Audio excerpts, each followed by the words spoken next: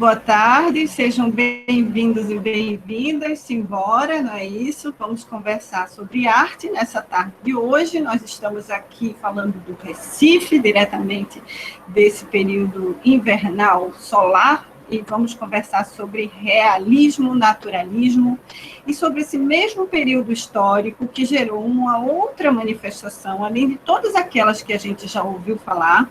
Esse período realmente do final do século XIX, início do século XX, é um período de muita transformação nas artes, de uma quantidade de movimentos artísticos surgindo em profusão.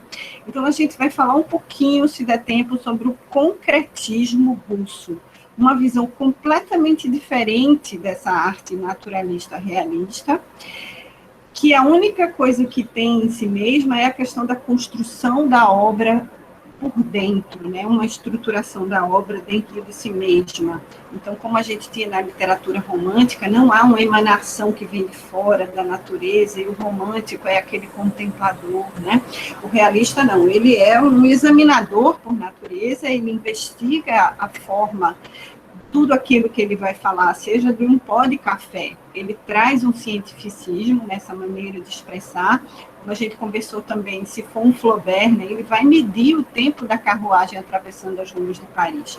Então, existe um realismo, uma sensação de não só respeitar a teoria das espécies do Charles Darwin, de ouvir essas outras vozes pensantes, essas múltiplas vozes que querem falar sobre a realidade, o real, e sobretudo, sob a perspectiva cientificista, e em paralelo, trazer nesse mesmo momento, né, ou seja, em uma coincidência incrível, terrível, há dois nomes, assim, um é Manifesto Realista Naturalista, ou às vezes se coloca Naturalista Realista, de 1920, porque esse é o período que o Émile Zola publica, né, esse manifesto, mas há também acontecendo na escultura e nas artes plásticas na Rússia, né, na União Soviética, no mesmo período de 1920, o chamado movimento realista nas artes plásticas. Então, vamos começar, que é para não falar muito e vocês perderem o essencial aqui.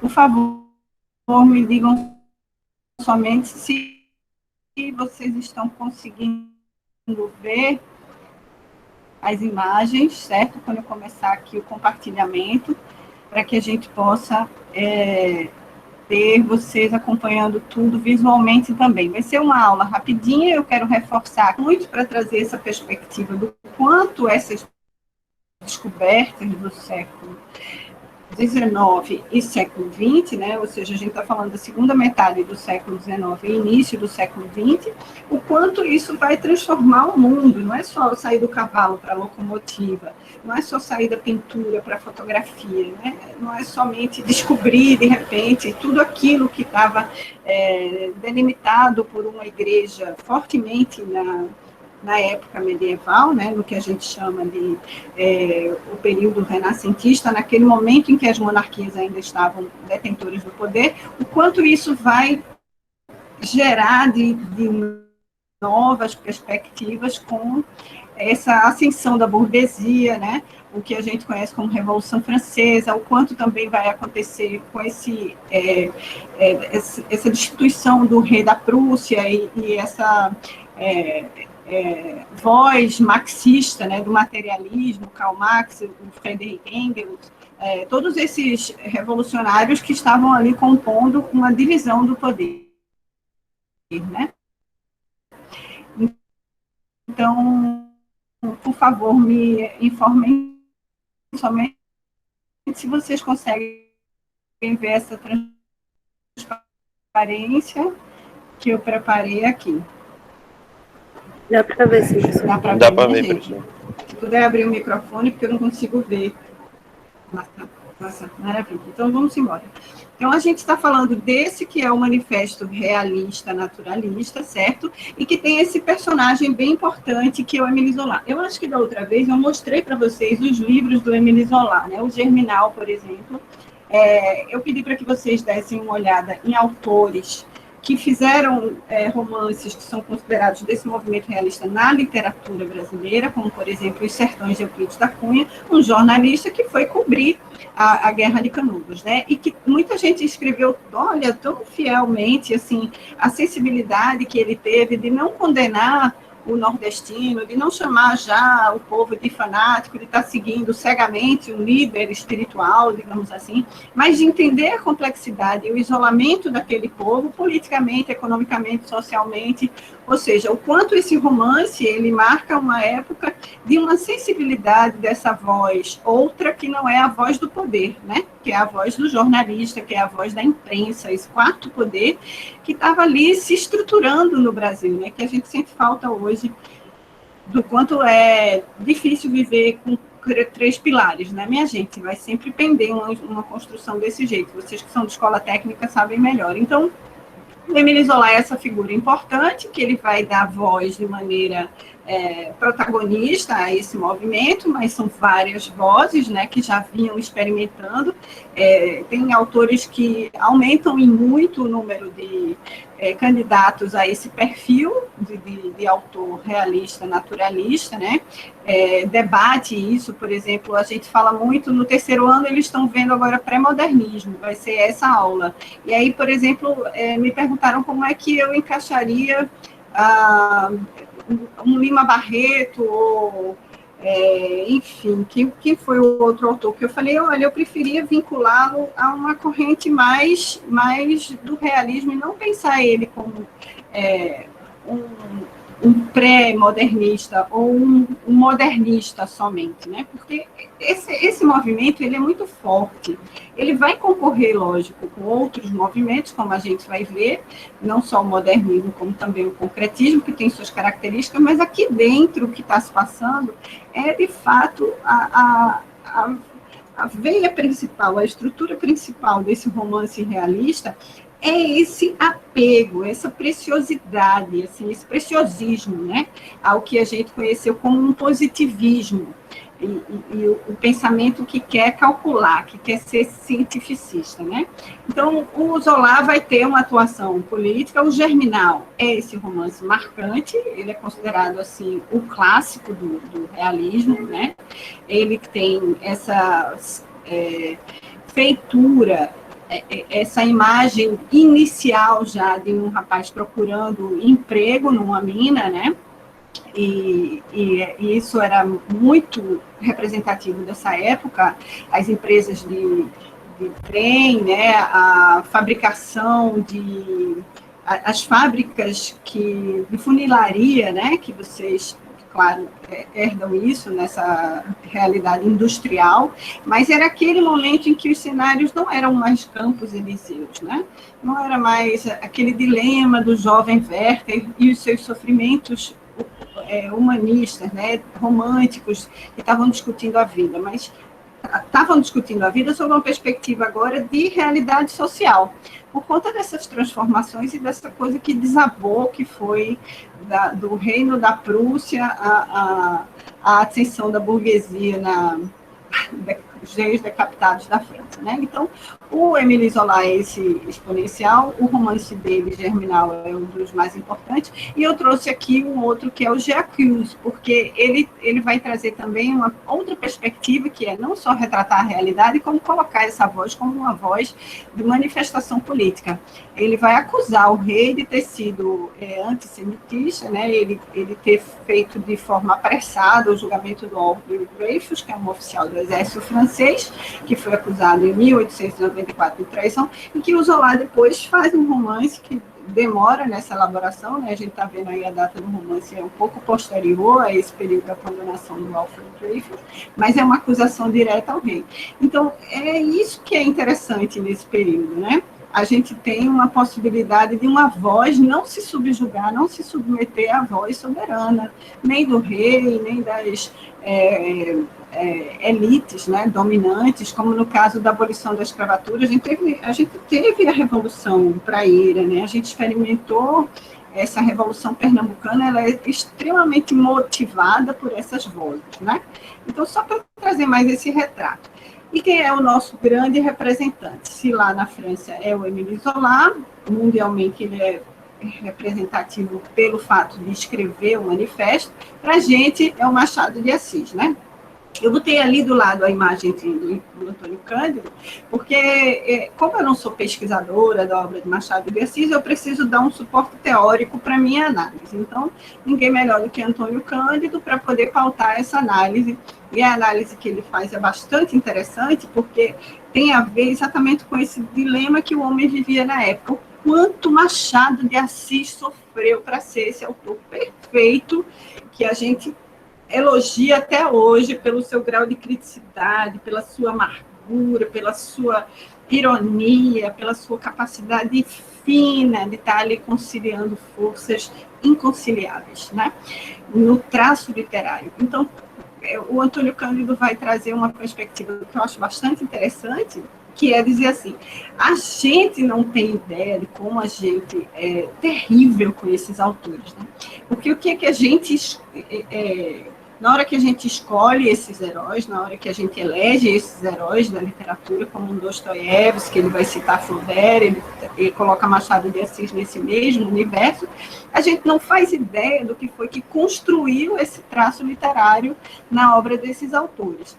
Então, é uma acusação frontal que o Cândido faz, né, da crítica brasileira, e aí ele diz assim, como o nosso modo de ser ainda é bastante romântico. É maravilhoso, porque ele é contemporâneo, ele é moderno, e ele está acusando os autores da época dele de ainda não enxergarem potencialmente os traços desses autores realistas, né? Vejam só.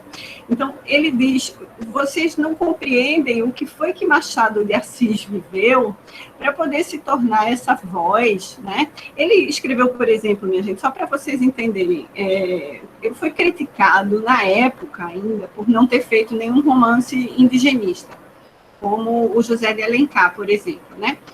E o que é interessante é que ele escreve logo depois um romance que tem personagens indígenas, mas ele vai fazer tão perfeitamente, com características dessa corte que vivia esses personagens. Eu acho que o romance se chama Americana, eu acho. Eu nunca li, mas o fato é, eu ouvi em sala de aula um aluno que estava estudando Machado de Assis citar esse romance, e por ter a experiência de uma redação de jornal, eu sabia o grau de ironia, e esse aluno de letras não tinha essa experiência de jornalismo, então ele não conseguia fazer essa análise. O que o Cândido está dizendo é, ninguém consegue se colocar no lugar mesmo do Machado de Assis para entender a obra dele e entender esse refinamento. As palavras dele, né? Como o nosso modo de ser ainda é bastante romântico, temos uma tendência quase invencível para atribuir aos grandes escritores uma cota pesada e ostensiva de sofrimento e de drama, pois a vida normal parece incompatível com o gênio. O Dickens, né, ele chama aqui o Machado de gênio, coloca ele no lugar do Dickens, desgovernado por uma paixão de imaturidade, após ter sofrido em menino humilhações com a prisão do pai, o Dostoiévski quase fuzilado, né?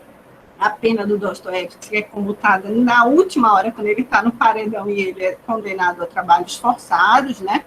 E a sordidez do presídio siberiano, sacudido pela moléstia nervosa, jogado na roleta o dinheiro das despesas da casa, o Proust enjaulado no seu quarto, no seu remorso, sufocado pela asma, atolado pelas paixões proibidas, são imagens que prendem a nossa imaginação. Então, por isso, os críticos que estudaram Machado de Assis nunca deixaram de inventar e realçar as causas eventuais desse tormento social individual da cor escura, da origem humilde, da carreira difícil, das humilhações, da doença nervosa, mas depois dos estudos renovadores do Jean Michel, é difícil manter esse ponto de vista. Ele traz esse outro autor que vai fazer o contraponto, né?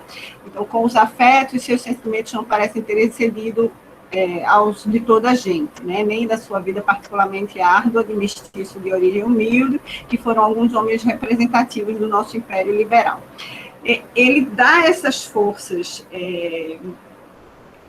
duas, né, do real modo elaborado do Machado de Assis e da relação dele pelo fato de ter casado com uma mulher branca para escapar daquela condição social que ele vivia, como tantos outros fizeram, né?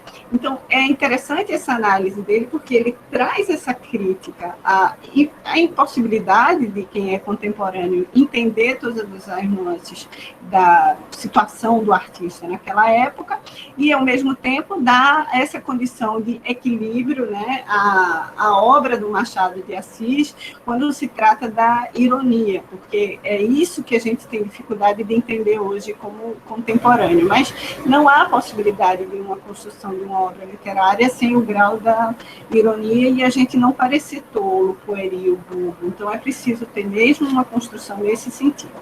Aí era só para que vocês tivessem uma noção também dessas contradições da obra realista, né? Porque como é que eu vou retratar, como a gente fez o exercício com o MEC lá, vou desenhar a árvore, vou pintar a árvore, vou fazer, quando eu já tenho uma máquina fotográfica, meu gesto imediato é chegar e fotografar. Por que eu vou perder agora esse meu tempo de andar a cavalo se tem uma locomotiva me esperando? Né? Então, o dilema desse homem realista, né, é se render a essa questão da modernidade, do mesmo jeito, tolerar essas angústias dessas relações sociais que não estavam acompanhando esses movimentos da matéria, né, da materialidade, das invenções, de um avião, do 14 bis lá do Santos Dumont, né, dos irmãos Wright, né, quer dizer, todas essas invenções aí que a gente está tendo e que socialmente ainda existiam conflitos agrários de outra época, né? Então, para fazer um perfil do Machado, tipógrafo, jornalista, funcionário modesto do governo, depois é que ele vem se tornar um alto funcionário, ele vai criar a Academia Brasileira de Letras, né, junto com outros pensadores da época, vai presidir essa Academia Brasileira de Letras, e aqui o Cândido diz assim, a cor parece não ter sido um motivo de desprestígio quando ele escolheu casar com uma portuguesa branca, né, e essa condição social também nunca impediu do Machado ser amigo de figuras importantes para a época, inclusive o nosso querido Joaquim Nabuco e o irmão dele, o Cizenando, né? Que já eram figuras, esse é um retrato do Rio de Janeiro da época, né, que o Machado de Assis viveu, e aqui eu fiz é a primeira fotografia tirada no Brasil, tá certo, minha gente? Por isso esses ensaios da Caixa Preta, porque a gente está vendo essa história toda, não é pela literatura, né? A gente está vendo pelas outras artes, porque professores de literatura vocês têm, mas como a nossa linguagem é uma linguagem prática e baseada na arte, essa perspectiva de trazer para vocês o exercício de fazer uma imagem com a própria caixa preta para que a gente possa entender a realidade. E, sobretudo, esses recursos da época. E eu fiz um álbum de família, digamos assim, aqui para o Machado de Assis. São os contemporâneos dele. A Maria Firmina dos Reis, que era professora, ela criou uma escola para crianças carentes, ela é autora de vários romances, quer dizer, uma voz da época, né, dessa mesma época do Machado de Assis na literatura. Claro que ela não tem, assim, ela não é considerada enquanto forma. Vocês vejam a importância de você saber escrever um romance, né? O quanto isso vai estar sendo valorizado. Porque enquanto aqui a gente ainda tem uma imanência do assunto que eu estou tratando, como no caso dos sertões, pela relevância de ter um fato histórico por trás, e o quanto, para a posteridade, essa forma vai ficar sendo valorizada e que vai gerar outros movimentos, como a gente vai ver depois, a questão do construtivismo, do neoconcreto, né, e que vai descambar nesse chamado formalismo, que é hoje o esteticismo, a última instância que a gente conhece da imanência toda da obra de arte, né? Esvazia, o autor morre, a gente esvazia a obra da sua história periférica, do seu estúdio, né, e fica aquele puncto que é a forma em si mesma. Então, Joaquim Nabuco, André Rebouças, né, que era escravo, acho que foi escravizado e se tornou advogado, e um dos melhores interlocutores pela voz do direito à libertação dos negros, a princesa Isabel, ali bem pequenininha, certo? Aqui é só para vocês terem uma ideia também, porque Pernambuco é um dos últimos estados, né, a se livrar dessa coisa formalmente, mas aqui no Ceará a gente tem uma plateia mista de homens e mulheres na sessão parlamentar que decidiu pelo fim da escravidão, né? Foi em 1884. O Euclides da Cunha e agora a nossa temática, que é trazer para as artes plásticas. Então, nesse mesmo período final, né, metade do século XIX em diante e início do século XX, a gente tem muito incipientemente um artista que o livro de vocês vai apontar, que comparado a esses, assim, esses europeus que já vinham trabalhando, já existia uma cultura na Europa de artes plásticas muito mais antiga, né? A gente recebe a visita do Ecaute, né? O Albert Ecaute vem a Pernambuco e ao Brasil retratar o povo brasileiro, mas ele não foi formado aqui. As escolas de belas artes aqui, elas tinham ainda uma incipiência, infelizmente, a gente não tem essas referências como o Diogo Velázquez e o François Millet, mas a gente tem o Almeida Júnior, que é a imagem que o livro de vocês traz, e aí eu quis fazer esse paralelo, né? É de 1899. E o Eliseu Visconti, que mostra aqui, o nome desse quadro é uma casa brasileira, uma típica casa brasileira, né? Bastante diferente, por exemplo, do que a gente vai ver como expressionismo de um Cândido Portinari. Vejam só a diferença de uma obra realista para uma obra expressionista. Que tem toda uma visão de comunicabilidade, de sombra, de luz, não é só retratar a realidade, mas é reconstruir a realidade com base numa expressão, né? Ele, sim, é um pintor moderno. Então, a gente tem aqui o Eliseu Visconti e o Cândido Portinari. Só para encerrar essa parte. Então, eu não sei se dá tempo, mas a ideia é fazer um paralelismo agora com vocês em relação ao concretismo nesse mesmo período, o chamado Odá.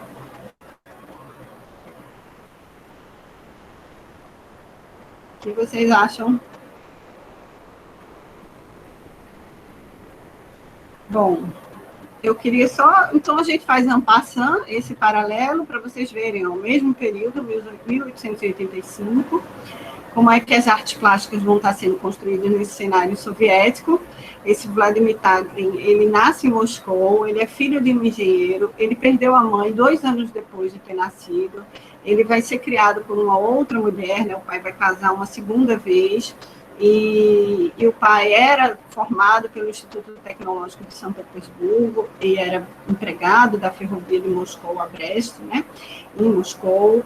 A mãe era poeta, simpatizante do movimento revolucionário, e com a morte da mãe, o pai casa novamente, mas ele vai sempre carregar essa marca de uma poética, né, de uma vocação para a arte não utilitária, né, para a vida não utilitária, que é a arte em função dela mesma, né, como uma criação de um pensamento outro, e uma poética de revolução do pensamento vigente para aquela época, porque ele vai retratar o povo, né, o pescador, o soldado, ele vai criar uma forma em si mesma que tem uma estrutura, né? A arte não é representativa, ela não é uma coisa diletante, ela tem uma estrutura interna de promover um pensamento novo. E ela é também arquitetonicamente pensada dessa forma. Estruturalmente, a escultura e a pintura dele vai ser pensada de forma a construir uma base em si mesma, como na arquitetura se constrói uma base em si mesma. Então, o Tadlin é essa figura que nasce em 28 de dezembro de 85, vai morrer em maio de 53, eu pensei que era 57. Mas é um pintor, arquiteto russo soviético. Ele e o Malevich, né, o Casimir Malevich, são as 2 figuras mais importantes desse movimento, que está acontecendo em paralelo. Ele cria esse monumento à Terceira Internacional, que é o mais conhecido, é a Torre do Tadlin. Eu vou encerrar a apresentação com ela. Aqui antes uma pintura, para vocês verem, olha, aquela questão do que a gente estudou no impressionismo, que eles sequer usavam o preto, né, que é uma coisa assim de buscar a luz, um Manet. Veja, é o mesmo período de um Monet estar trabalhando com aquela impressão do pôr do sol, da Bahia, lá da Normandia, né, do barquinho, e aquelas cores, aquelas nuances, e se recusarem a usar o preto, de pintar o ar livre.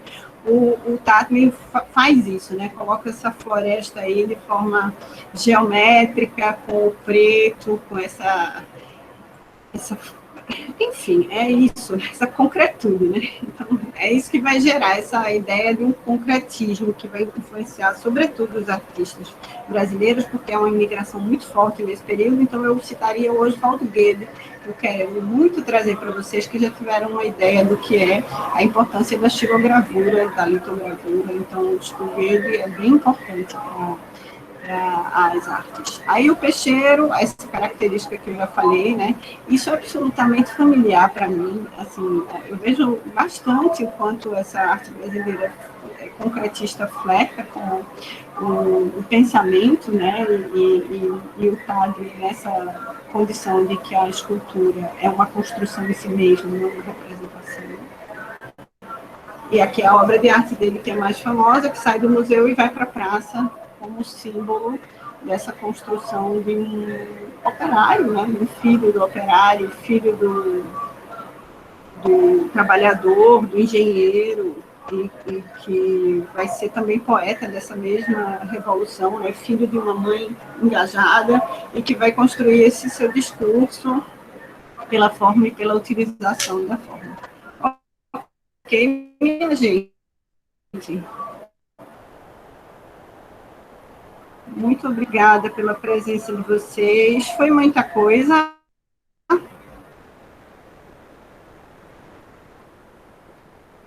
Ou está valendo, assim, do jeito que foi bom. Eu quero perguntas, críticas, dificuldade em realizar os exercícios, alguns esclarecimentos. Bom.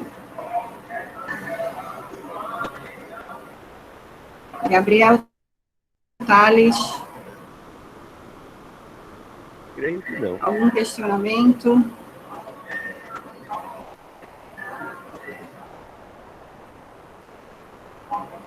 Foi muito rápido. Estão tendo dificuldade em fazer a caixa preta. Tem todo o tempo do mundo, tá? Letícia, Christian, Thales, Gabriel, Renan. Estou tendo um pouco de dificuldade nas duas atividades. Oi, então.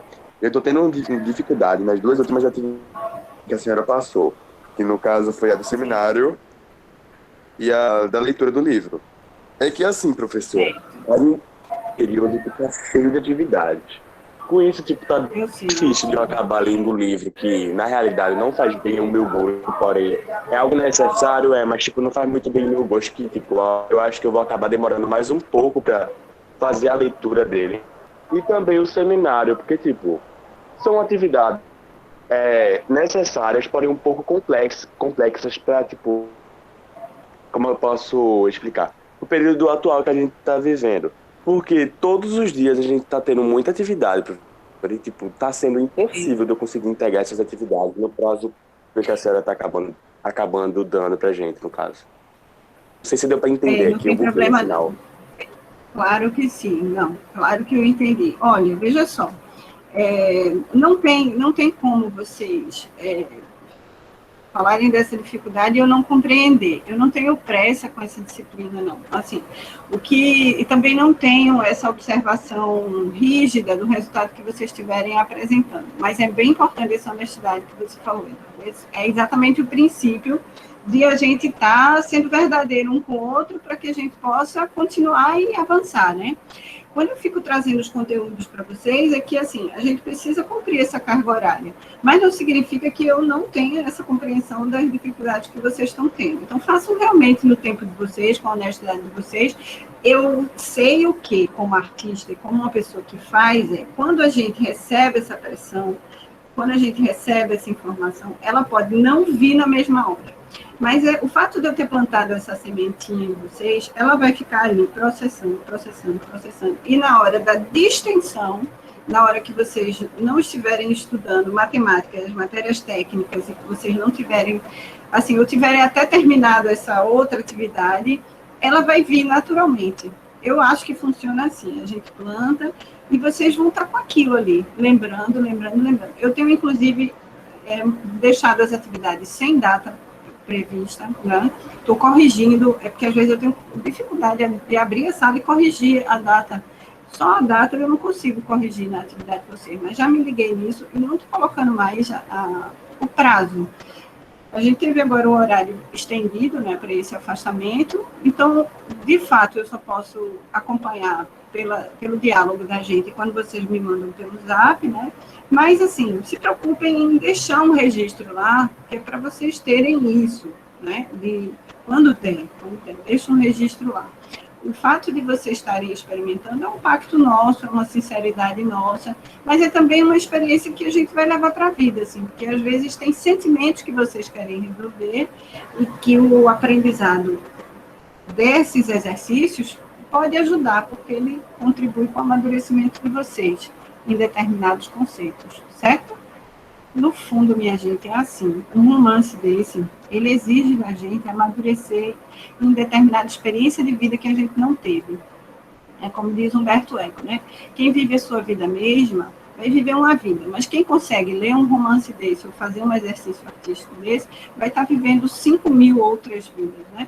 Na mesma experiência. Então, assim, é basicamente dar a vocês, mas não vou cobrar, não, é impossível, de jeito nenhum. Também não quero nem criar ansiedade, nem oferecer vocês. Então, é mais para que vocês ouçam e não precisa ficar se preocupando, nem anotar, nem nada. O que não entender faz parte. Ler sem entender. Ler sem entender. E aí, depois, organicamente, essa coisa vai se processando. E eu acho que esse Americanas que eu falei do Machado de Assis é o mais curto dele. Talvez, se você quiser um romance curtinho, aí esse tem o PDF. Eu estou vendo aqui que ele tem o PDF. Ele é bem curtinho mesmo. E tem o conto, que eu botei o conto exatamente para quem está com essa dificuldade. Chama O Espelho, tá certo? Beleza, obrigado, professora. Vou ter que sair aqui agora. Obrigado pela aula. Eu que agradeço. Tchau, minha gente. Boa organização aí de um todo. E obrigada pela presença de vocês. Até mais. Isso. Tchau. Tchau, muito obrigada.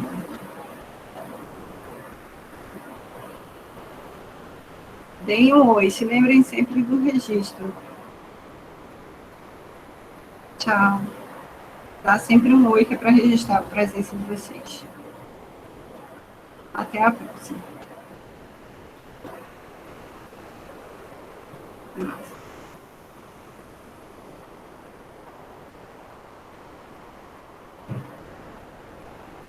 Até mais, professora.